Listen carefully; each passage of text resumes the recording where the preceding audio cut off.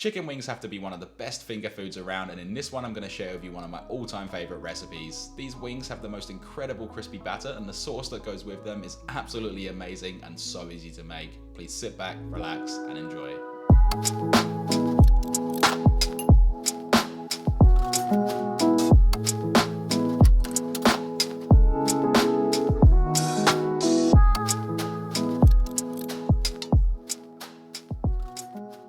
Alright guys, starting this off, we're going to need 1.2 kilos or 2.6 pounds of chicken wings using only the drumette and the wingette, and these right here have had their tips removed. To these, let's add in 2 teaspoons or 4 grams of onion powder, obviously for an onion flavour, but it's a little more concentrated and it also provides sweetness. 2 teaspoons or 4 grams of garlic powder for a nice subtle garlic undertone. 1 tablespoon or 20 milliliters of fish sauce for a pungent umami and rich caramel flavour. 1 teaspoon or 5 grams of sea salt flakes for a nice seasoning, and of course, 1 teaspoon or 10 cracks of black pepper. We can now get our hands in there nice and deep like and rub all of that flavour into the wings, ensuring everything is well coated and nothing stuck together. Then once that's done, wrap it up nice and tight and allow this to marinate for a minimum of 30 minutes, all the way up to 24 hours, and the longer the better with this one to allow the flavours to penetrate. For the prep for this dish, we need 3 small shallots or 2 large ones, to which we can slice off the tips, leaving the root intact, to then slice this in half through the root, peel off the skin, and of course save the scraps for a stock. Now just like an onion, make thin slices across the shallot, stopping just at the root, slice it in half horizontally, again stopping at the root to break up the formation, then come through and dice this into nice small pieces, trimming off any excess flesh from around the root to avoid any wastage and save the root for a stock.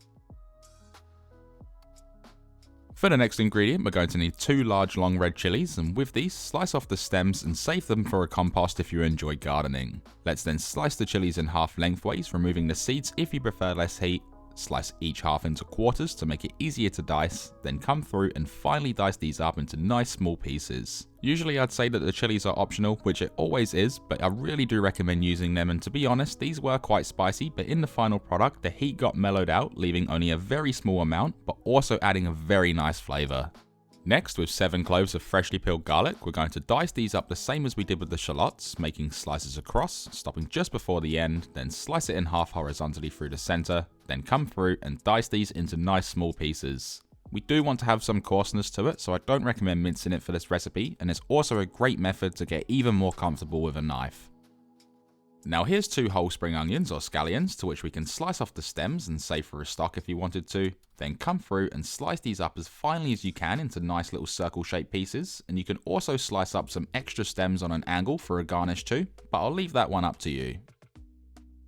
Last but not least, we're going to need 2 large limes, which can be sliced in half, and either using your hands or a citrus juicer, extract the juice from both limes, popping it aside for the time being. Now to really get this started, place a small saucepan onto your stovetop over a medium-high heat, pour in 1/4 cup or 60 milliliters of peanut oil, canola oil or vegetable oil, and while still cold, add in the diced shallots. With these, we want to gently fry them off for 5 minutes or until they're very lightly golden, stirring frequently, and also be careful using a metal spoon like I am here, as it can get quite hot. After 5 minutes and the shallots are nicely sizzling and very lightly golden, add in the finely diced garlic to start an infusion, the finely diced chili to add a subtle heat that will be mellowed out in the end,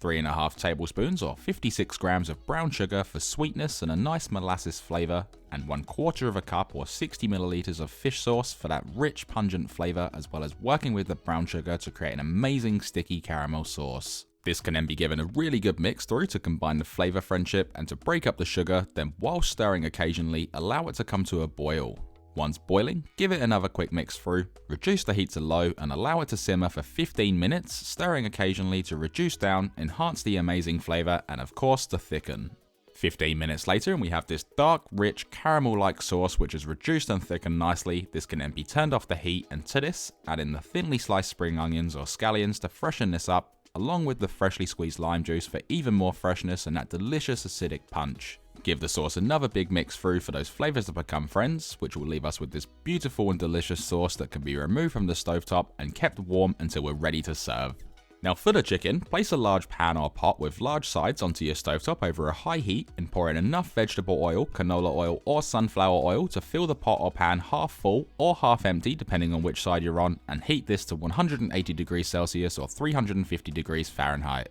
To make a coating for the chicken, add 1 cup or 140 grams of corn flour or starch to a mixing bowl along with 1 teaspoon or 5 grams of baking powder to help break down the proteins in the chicken, making for a crispier crunch. Give the coating a quick mix with a whisk or fork, ensuring it's completely mixed together. Then with our marinated wings, add them in one by one to the flour and coat them very well, ensuring nothing is uncoated. Also, I wouldn't recommend doing more than 2 at a time for this, as corn flour very easily clumps up with the slightest bit of moisture.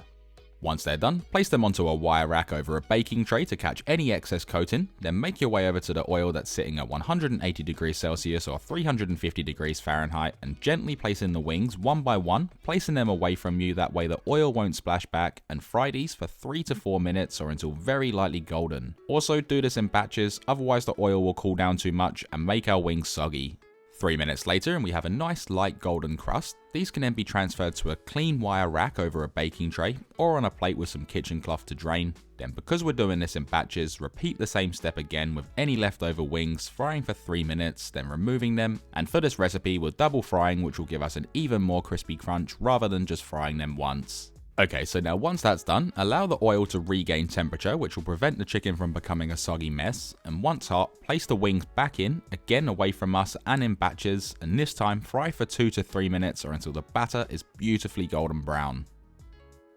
Once achieved and you have something that looks like this with a beautiful crispy batter, let's then remove these again and place them onto the wire rack or kitchen cloth to drain off any excess oil, and with this oil, this can now be left to completely cool down, then pass it through a sieve and you can use it again. Now the next step with our delicious crispy chicken wings is to gently place them into a mixing bowl, making sure none decide to take off and make a run for it like the couple I have here, and I say do this gently because we don't want to break the crispy batter. Proceed by pouring over that amazing rich caramel sauce, making sure to scrape it all in there as we definitely do not want to be wasting any of this. Now either using tongs to mix the sauce in or giving it a good flick of the wrist, be sure to get those wings completely coated, and doing this whilst the wings are still really hot will ensure that the sauce sticks really well. Once fully coated, we're going to need 10 fresh mint leaves, which can be roughly picked and added in, and the amount is completely up to you, but I do recommend a lot as it complements the sauce so well, adding the most incredible freshness, as well as doing the same with a small handful of coriander or cilantro, but of course this doesn't need to be added if you don't like it. Give this one final flick of the wrist to get those herbs mixed through, adding to the incredible flavor profile, and then to serve these up, you can obviously do it however you'd like, but the most efficient way is to stack these up into a nice neat pile, either in a bowl or on a plate. We can then garnish these with some thinly sliced spring onion or scallion to add a nice contrast in color, add over some more mint leaves that have been thinly sliced for even more flavor, and then hit it up with a little bit of coriander or cilantro to add the finishing touch. Don't forget to get those Instagram shots to show off your friends and family, and by the way, you should follow me, link in the description. And for the last step to make our efforts all worthwhile, we can then dig in. So there we have it. This recipe right here serves 2 to 4 people, or 1 depending on how many people you want to give these to, and like most of my recipes it can easily be doubled, tripled and so on, or halved if you wanted to make less. To store them, you can place them in the fridge in an airtight container for up to 3 days, or in the freezer in an airtight container for up to 3 months. And to reheat them, you can place them in the oven set on 180 degrees Celsius or 350 degrees Fahrenheit and just heat them up for about 15 minutes, just making sure that the center of that chicken's nice and hot. Or you can place them in the microwave, but they will become a little bit soggy if you do it that way. Just do whatever's easiest for you. If you enjoyed this video, be sure to smash that like button, comment, share, do all of that stuff. It really does help my channel out, and consider subscribing along with hitting that bell notification next to it so you never miss one I upload. Thanks for watching everyone, stay safe and enjoy.